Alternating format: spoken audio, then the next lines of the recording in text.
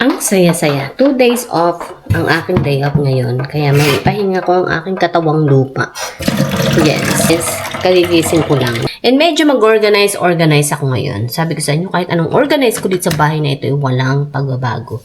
Ang hirap i-maintain para kung may maliit na bata. Meron na tayong nahanap na content at ito siya. Sabi niya ay, okay lang ba? Hindi ko muna saluhin ang responsibilidad ng magulang ko financially. Sagad lang ang sahod eh. Samahan pa ng mga ungrateful siblings. Oh my God. Ito ang sinasabi ko kasi sa mga magulang. Hindi ko alam kung kailan sila matututo. Lalo na sa mga bata yan para hindi na maulit-ulit ang mga generation nyo, ang mga bad generations ninyo. Okay? Ay nako. Sinasabi ko sa inyo, yung mga kabataan dyan na may panahon pa na makapagbago. Nakita na ninyo sa past life ninyo, mga pinagdaanan ninyo sa mga magulang ninyo, okay? Na yung mga magulang nyo, nakita ninyo na talagang, hindi ko alam paano sila nabuhay ng mga panahon nila. May sinasandalan? Wala din kasi nga, di ba, nag-asawa sila, nagkaroon ng pamilya nila, bumuo sila ng pamilya nila. Yung iba at age 14, di ba? Grabe, kasi nagkaroon ng maraming anak. Wala namang sinasandalan din. Pero nabuhay sila. Yung asawa nila, yung bagong asawa nila, ang sinasandalan nila. Pero hindi nga rin maasahan yung lalaki. So, hindi ko alam. Kaya sabi ko nga, nakita nyo na yan. So, ito na nga, lumaki na yung mga anak, di ba? Nakapagtrabaho na, kumikita na ng pera, nakapagbigay na sa magulang. At ito si magulang ay tuluyan ng umasa doon sa anak. Ito ang sinasabi ko sa inyo. Huwag niyong gawin yan sa anak ninyo. Okay? Dahil napakahirap at napakasakit sa kalooban na idepende ninyo sa buhay ninyo. Idepende ninyo ang buhay ninyo sa mga anak ninyo. Okay? Ay, grabe. Sobrang hirap. Okay lang sana kung hindi nahihirapan yung anak ninyo. Okay lang sana kung willing siya na, yung alam mo yung magbigay on her term, na magbigay ng pera, walang problema. Pero alam mo yung dumadaing na sa'yo, nahihirapan na yung anak mo sa'yo, okay? Sinasabi na niya, ma, hindi ko na kaya yung mga gastusin, hindi ako mapagpadala sa'yo, wala pa kasi akong kita. Ano yan, mayroon kasi siyang business sa bahay, di ba? So, yung business niya is hindi maayos. Ikaw as ang magulang, anong gagawin mo? Iintayin mo na lang uli na magkaroon ng trabaho yung anak mo? O iintayin mo na lang uli na magkapera yung anak mo? Hindi tama yun. Huwag kang pakadepende sa anak mo dahil kagaya mo ay may buhay ka din sa'yo, okay? May buhay din siyang sa'yo, may mga bills din siyang kanya, may bills ka din sa'yo. Magkaiba kayo ng tirahan, di ba? Huwag mong masyadong ipakadepende, okay? Biruin mo, hihintayin mo pa yung anak mo, tapos wala pang 15 days. Akala mo okay na agad yung anak mo. Oh, may pera ka na ba? 15 days pa lang, okay? Hindi pa nakakamove on pa rin. Bigyan mo naman ng pahinga, okay? Yung 1 taon man lang na hindi makapagpadala sa'yo ay kaya mo, kaso hindi. Okay, ito ang laging tatandaan ng mga magulang, hindi kayo mga bata, okay? Hindi kayo bata na didepende kayo sa mga anak ninyo. Hindi kayo minor na didepende sa mga anak ninyo. Lalo na kung kayo ay may kakayahan pa. Okay? Gumawa din ang sa inyo. Okay? Gumawa din ang sarili nyong kapirahan. Huwag nyong iasa ang buhay ninyo sa mga anak ninyo. Maawa kayo sa mga anak ninyo. Okay?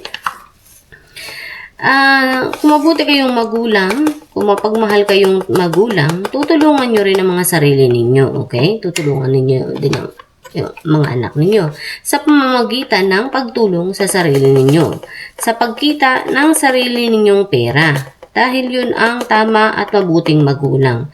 Ang kumikita ng sariling pera, hindi dumidepende sa anak, okay? Dahil sabi ko nga, napakahirap din para sa anak na dumipende ka sa kanya habang siya ay nahihirapan din, okay? Mabubuhay na kanya, okay? Sabi ko nga, may mga sariling bills. Hindi naman tama na unti mo kakainin mo ay idudulot mo pa sa anak mo. Iaasa mo pa sa anak mo. Okay? Pangkain, hindi ka man lang makakain dahil wala kang isusubo para sa sarili mo. Hindi maganda yon, okay? Na kahit kakainin mo na lamang ay hindi mo maibigay sa sarili mong bunganga, okay? Kagaya ng pagkakasakit, kahit man lang pagkakaroon ng sakit sa ulo, hindi mo rin magawang makabili man lang ng kahit pain reliever. Hindi maganda yon, hindi tama yon, okay? Sabi ko nga, lalo na kung yung anak mo ay nahihirapan sa buhay, okay?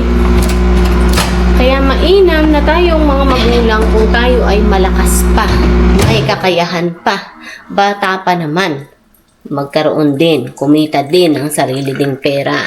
Sa Pilipinas, maraming paraan upang ikaw ay kumita ng pera. Okay? Maraming paraan upang kumita ng sariling pera upang hindi ka humihingi sa mga anak mo. Okay? Umaasa sa mga anak mo, dumidepende sa mga anak mo. Sabi ko nga, okay lang kung binibigyan ka ng mga anak mo, pero hindi dahil sa inuobliga mo sila na bigyan mo sila ng pera. Hindi tama yun. Hindi maganda yun. Okay? Wala akong sinasabi na kalimutan nyo yung mga magulang nyo. Huwag nyong tulungan ang mga magulang nyo. Pero sa ginagawa nyo, hindi nyo rin tinuturuan ang magulang nyo. Okay? Hindi sila natuto sa mga past life nila. Hindi pa rin sila matututo sa future nila dahil ikaw ay isang konsentidor. Okay? Kinukonsente mo ang magulang mo. O sasabihin mo, ay hayaan mo na, matanda na yung magulang ko. 50 pa lang yung magulang. 50, 40, 50. Ayaan na natin, tayo na lang na bata ang magtrabaho. Diyos ko. Sige, pag nagkasakit yan, pagtuntong ng 60, pag nagkasakit yan at wala pa rin naihanda, ikaw wala ka pa rin naihanda, sinong mahihirapan? Pare-pareho kayong mahihirapan.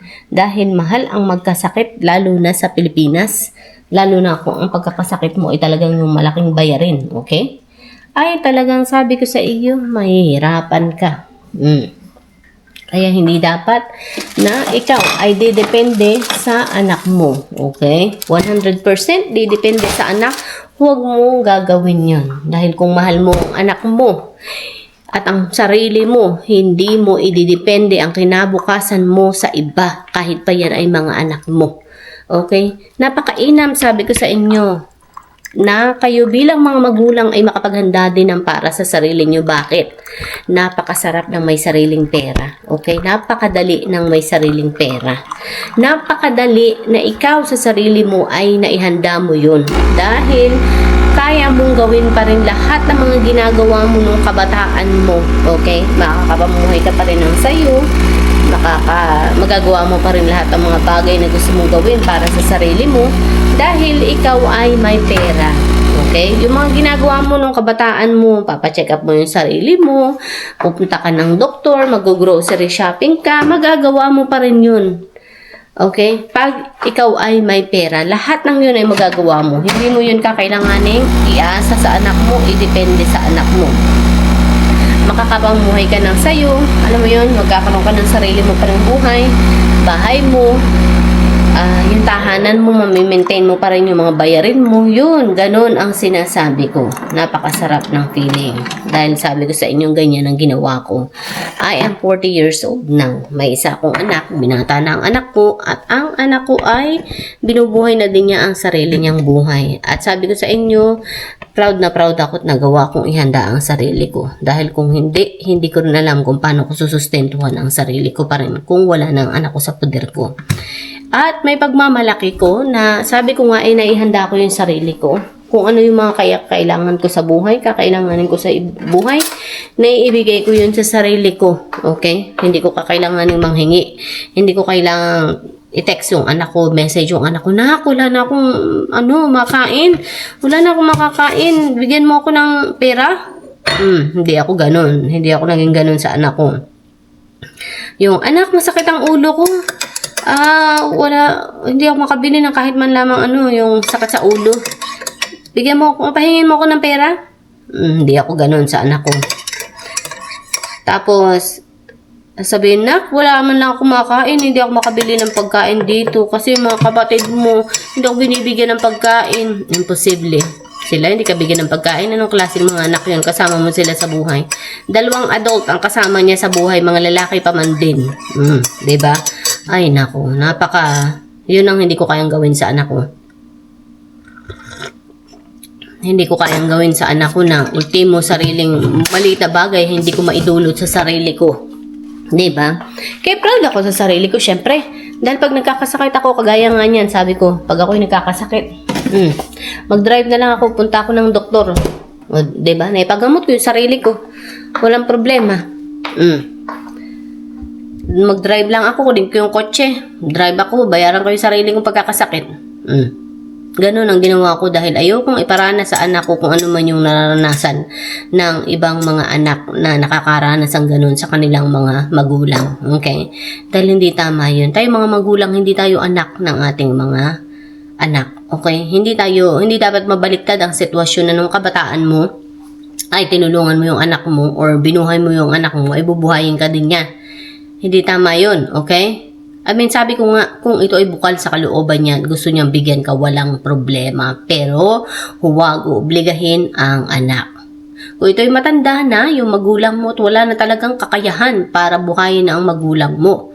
Okay? Magulang niya. Then, doon ka mag-take action talaga dahil wala talagang ibang gagawa. Pero kung siyam ang mga anak, Diyos ko, siyam na mga adult na mga anak, mahirap pa rin. Anong problema nun? Okay? Diba? Talagang malaking hindi maganda. Okay? Kaya, dapat tayo mga magulang habang bata pa ay magsikap tayo. Okay? Sabi ko nga sa inyo, punuan ninyo sa sarili niyo mga pangangailangan ninyo habang bata pa kayo. Kung napag-aral niyo na mga kapatid, ang mga anak ninyo, doon naman kayo mag-focus sa sarili ninyo. Okay? Napag-aral niyo na yung mga anak niyo, napagtapos niyo na yung mga anak niyo, kayo nagtatrabaho pa rin, go ahead. Magtrabaho pa rin kayo habang bata pa kayo. Paglaanan niyo ang sarili niyong retirement, sariling ipon. Okay? Mag-ipon kayo. At sabi ko sa inyo, aapaw ang blessings. Okay? Kung ang mga anak niyo ay lahat ay nakapagtapos ng pag-aaral, at ikaw ay naging mabuting magulang sa kanya, hindi ka naging pahirap sa mga anak mo, talagang nakita nila ang pagsusumikap mo, binigay mo sa kanila ang lahat para maitaguyod mo sila, makikita ng mga anak yan. Okay? Kaya sabi ko nga sa inyo, aapaw ang blessings pag ganun. Pero kapag kabaliktaran sa lahat, hindi mo nabigyan ng edukasyon yung mga anak mo, hindi mo sila na taguyod ng kabataan nila, sinuko mo na yung pagiging nanay mo, pinamigay mo yung mga anak mo dahil nga wala kang kakayahang buhayin sila. Sabi ko sa inyo, tapos yung mga anak mo, hindi mo sila yung parang nai-train, parang ganun. Wala kang naiano talaga sa kanila, nai-instill na maganda sa kanila. Tapos, ito na nga, nagsilakihan na, hiwa-hiwalay na sila. Sabi ko sa inyo, hindi siya aapaw ang blessings, kabaliktaran noon. Kasi, maaring doon sa siyam na yun ay isa lamang ang nagbibigay. Isa, dalawa, tatlo. Doon sa dalawa is talagang 1/4 lang. Sobrang hirap bibigay lang ay mga probably 500 pesos nung isa. Kada kinsenas. Yung isa naman ay 300 pesos. Tapos yung isang gumanda ang buhay, siya yung talagang pinakang nagbibigay ng malaki. Siya yung talagang nahihirapan. Sabi ko sa inyo, doon maging mahirap ang buhay. Okay? Hindi siya maging madali kasi hindi rin naging successful yung ilampas sa siyam ng mga anak. So, kung tatlo lamang ang maganda ang buhay, isa ang pinakamagandang buhay, dalawang nagbibigay lamang ng kaunti din. So, yung natitira pang mga anak, wala ding nangyari sa mga buhay nila kasi gumaya din dun sa nanay nila. Sabi ko sa inyo, mahihirapan ang buhay pa rin. Hindi pa rin magiging aapaw ang blessings. Kasi syempre, yung mga kapatid na nakatira pa rin sa mga magulang, idamay pa rin yan sa padala ng anak na maganda ang buhay. Siyempre, mahihirapan si anak na maganda ang buhay na tinutulungan yung nanay niya dahil habang tinutulungan niya yung nanay niya ay yung mga natitira pang mga sanga-sanga doon ay nandun din sa nanay mo. So, talagang mahihirapan. Hindi siya maging yung blessings, hindi siya aapaw, sabi ko sa inyo. Ganun pa rin ang magiging paghihirap kagaya ng mula noon hanggang ngayon in the 20 years. Mula sa 20 years from the past, ganun pa rin yun in the future. Okay? So, hanggang dito na lang. Sana ay may naunawaan kayo sa sinasabi ko. Okay, bye!